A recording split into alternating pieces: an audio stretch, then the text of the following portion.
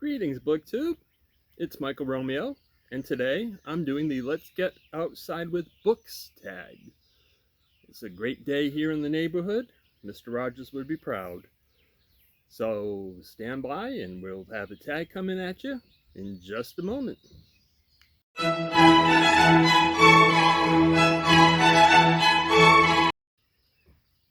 Hey BookTubers, welcome to my channel. If this is your first time here, welcome, welcome, welcome. If it's your second time here, welcome again. Welcome back. We love having you here. I love talking about books, and I'm sure if you're here, it's because you love hearing about books. So, that being said, let's get on with the tag. It's the Let's Get Outside with Books tag. And I've got the prompts here in my notebook. The first prompt, Into Thin Air. What is your favorite book about or set in the outdoors? And that's easy. That's A Walk in the Woods by Bill Bryson, where he and his friend Katz hike the Appalachian Trail. Well, Katz makes it part of the way. Oops, is that a spoiler? I hope not. But that is just a hilarious book. A couple of troubling moments in it, but mostly hilarious. Lots of fun. Makes me convinced that there's a reason I don't go doing things like hiking the Appalachian Trail. Not that anyway. So that's my favorite outdoor book. Number 2, Winter Dance. Do you have a hobby? This is Winter Dance. I didn't write this down, but I remember it. Is about someone who attempts doing the Iditarod and is not very good at it, but does it anyway. So the prompt wants to know, do you have a hobby or skill that you keep attempting even if you are not particularly good at it? I don't know, can you hear my dogs howling? They hear me outside, and they're wondering why they're not outside. Oh well, they'll get over it. Consider it background music, like the birds. The Birds, great rock band, by the way. Yeah. Anyway, yes, so hobby that I keep attempting even though I'm not particularly good at it, is gardening. I do it every year, every spring, every summer. I start a garden. I grow vegetables, I grow herbs, I grow flowers, and at the beginning of the season, my garden looks beautiful. And somewhere around the middle of July, it looks pretty good. And toward the end of July, it's looking a little ragged, and by the time August is done, it's baked. Not sure what happens, but gardening and me, it's a love-hate relationship. I love it, it hates me. So yeah, that's it. Number 3, Wild. Recommend a book where the central theme is dealing with grief, and this comes from a book that written by a woman who hiked the Pacific Coast Trail after her mother died to deal with her grief. But when it came to me, a book where the central theme is dealing with grief, the one book I came up with was The Shack by William Paul Young. It's a book that's somewhat controversial in that people either love it or they hate it. There doesn't seem to be any in between. And even though it's a book that has a decidedly Christian bent, there are Christians out there who will trash it as being blasphemous, and I guess some people just aren't able to get the symbolism in it. I don't know if they feel threatened by it or whatever, but I found the book to be beautifully written. I almost DNF'd it because it deals with the death of a child, and it's not an easy death. Well, no child's death is, but this one in particular was a violent death at the hands of a perpetrator. And I pushed on anyway, and when it finally got to the point where the main character is back at the shack and is receiving lessons from God, the Holy Spirit, and the Savior, and not in any way that you imagined those would be. And I'm not going to give you spoilers because none of those three portrayed in any way that you would see in a Bible or in any kind of religious writing. As I said, the book is very symbolic, very, very, oh, what's the word I'm looking for? I do this almost every video. The word just jumps out of my head and goes running up the street. Parable-like. It's not the word I'm looking for, but it'll have to do for now.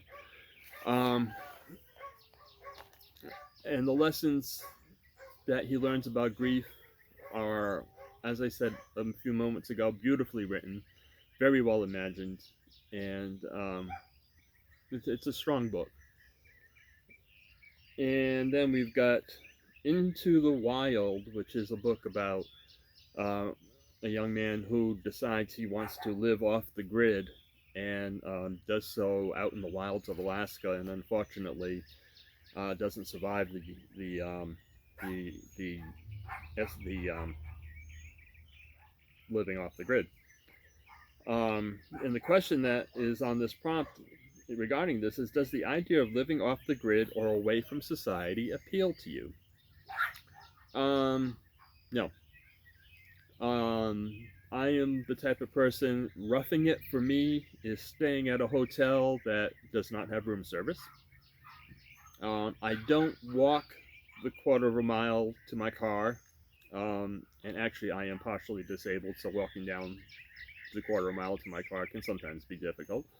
Did I say my car? No, the mail. I'm messing up my story here. I'm messing up my own story. Walk down to the mailbox to get the mail. I don't walk down to the mailbox to get the mail. I wait till I'm running errands out in the car, and I pull the car up to the mailbox like the mailman does, and open up the box and pull the mail out.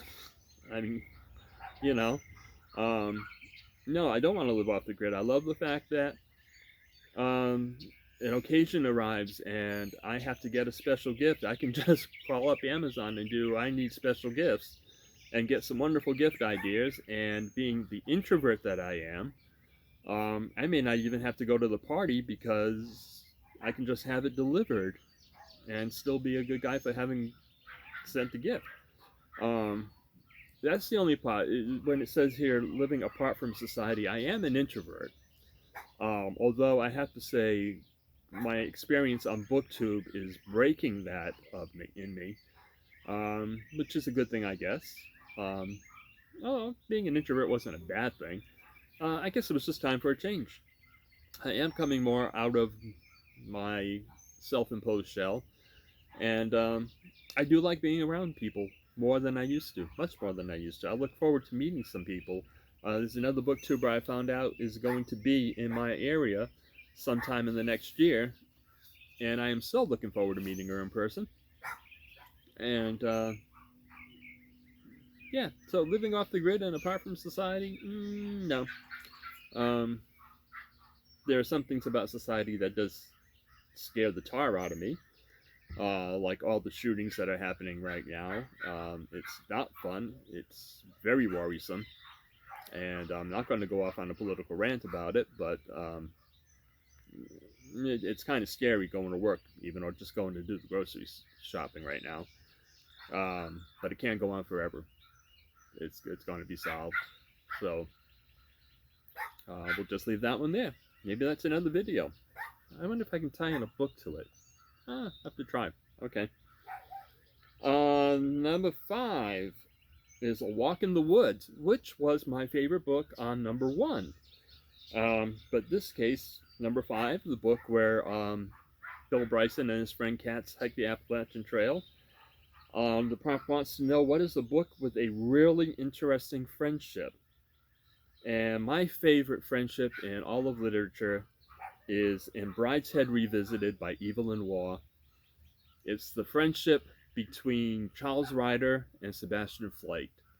It's a wonderful friendship. It's complex. It's multi-layered. It's at times a little disturbing because of what they go through. But it is a remarkable friendship that lasts through a lot, despite what many people try to do to them along the way. Great book. Brideshead Revisited. If you haven't read it, you really need it on your TBR list. I've read it, I don't know, 5 or 6 times. It is a brilliant book. The movie that came out about 10 years ago with Emma Thompson was a thumbnail of the book. So avoid it. However, there is, for those of you who don't want to attempt the book, there is from the 1980s, 80s or 70s, I think it's the 80s, a 12-hour miniseries that you could almost read along page by page with the miniseries. It is that accurate to the book, and amazingly performed by Jeremy Irons, Claire Bloom. Just an amazing cast. John Gielgud is in it, and just amazing. It's an amazing story about a changing world in England after the World Wars, or between the World Wars, I should say. And number 6, referring to a book called Adrift, which was about a man who was adrift on the ocean, and his memoirs of that. Or not his memoirs, I guess it's written by somebody else, but his story. And the question on the prompt is, do you like water? Yeah. I grew up near the water. I grew up in a coastal town in Massachusetts. And I love swimming in the ocean. I love being on boats. I'm not so fond of freshwater as much. It's nice if you want a quick cool off, but I love the motion of the ocean, the waves, the ebbing tides, the winds that come along with it. It's just, the ocean is majestic, and it's absolutely just a wonderful experience being at the ocean. So why do I live in the mountains? Well, I love the mountains too. I do love the mountains too, even so I have to deal with fresh water here in the mountains. And if I could find a place to live that had mountains coming down to the sea and live right between the two of them, that would be the perfect place for me to live. As long as it's on the grid. Number 7, Hatchet.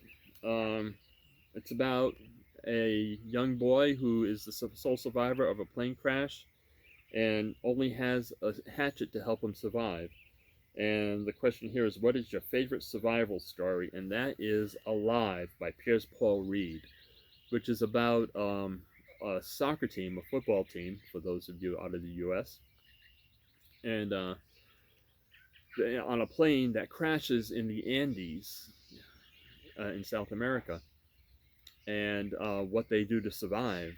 It's a harrowing story in places, but it's an amazing story of survival and people doing what they have to do to just stay alive. And I've read it a long time ago, back when I was in high school, and I've just recently bought an ebook copy of it to read again. So that'll be coming up shortly, my reread of that. And hopefully I enjoy it as much as I did the first time. Number 8, A Perfect Storm, the story of some fishermen off of the coast of New England who get caught in the perfect storm and don't make it. And the question is, do you like stormy weather? I do.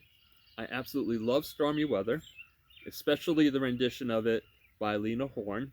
It's one of the best jazz vocal recordings ever. And not so crazy about the one by Billie Holiday. I can actually do without that one. Billie Holiday's voice just never struck me. And I know that's not what the question asked. But anyway. But yes, I do like stormy weather. Is it like in real weather? 2 incidents come to mind. One is during a blizzard we had a couple of years ago. We lost electricity, so Linda and I and the Yorkies were in the living room around 3 a.m. in the morning with the fireplace going. I was the only one awake. All the dogs were asleep, and so was Linda.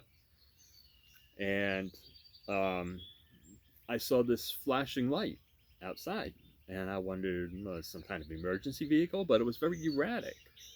And by this point, we had gotten a couple of feet of snow, and it had just come down nonstop all day and all night long. So curious what this light was, I stepped out onto the porch into like horribly cold weather to discover a thing called snow lightning, which I had never encountered in all my life. And it was lightning, just like in a summer storm, lightning, and it was turning the entire snow-covered landscape this most amazing color of blue that I have ever seen. It just made everything glow, and it was like being in a magical realm. Um, that's one reason that I like stormy weather. You see things that you don't see at any other time. I like a good summer storm as well, a good thunder and lightning storm. My dogs don't. Well, one of them doesn't, and he barks up a storm. But I love watching the lightning, watching how it plays in the sky. Um, it's just, it's just amazing. The weather is amazing. Nature is amazing when it comes to weather. And when there's a storm, you're just watching what it can do and the special effects it gives you. Yeah, I do like stormy weather and the jazz song too. And we're finishing up with part 9 is to tag some friends. And I'm going to tag one friend on this because this is such a prolific tag that I think everybody else that I know, that I feel comfortable tagging anyway, has probably done it. No, I take that back. There is somebody else. So I've got 2. So I'm going to tag Read by Fred. And we see what kind of answers he has for this. He has a very unique approach to books. Um, and I enjoy watching his videos, and getting his answers on this tag ought to be interesting. And I'm also going to tag Michael K. Vaughan. Um, he's somebody I've been following since almost day one on BookTube. Amazing channel. If you haven't discovered him, you need to go check him out. Great sense of humor, great creativity, and I'm sure his answers to these prompts will be very interesting. So that's me on getting outside with books, and I am outside. The sun has come over the tree line and is right in my face.